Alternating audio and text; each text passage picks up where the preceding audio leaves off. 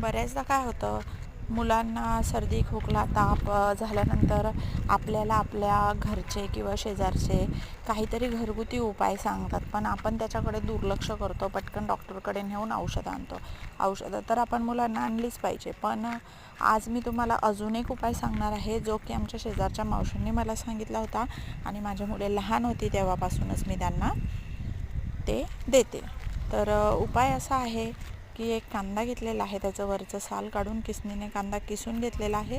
तुम्ही मिक्सरमध्येही काढून घेऊ शकता आणि व्हिडिओमध्ये दाखवल्याप्रमाणे चहाच्या गाळणीने आपण त्याचा रस काढून घेतलेला आहे, जेणेकरून पूर्णपणे त्याचा रस निघतो.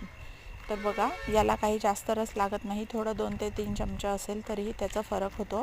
सर्दी खोकला कणकण सर्वच दूर होते. याच्यात लहान मुले मोठी माणसं आपण सर्वच घेऊ शकतो. तर बघा, असं थोडंसं त्याला कोमट करून घेतलेलं आहे आणि त्यामध्ये मध मिक्स करायचं आहे.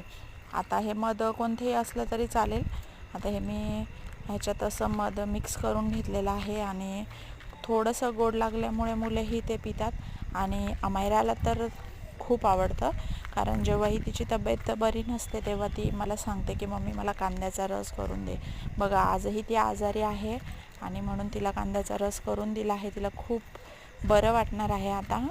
आता तुम्ही होम रेमेडी नक्कीच ट्राय करा आणि जाता जाता चॅनलला तेवढं सबस्क्राईब करा. थँक्यू.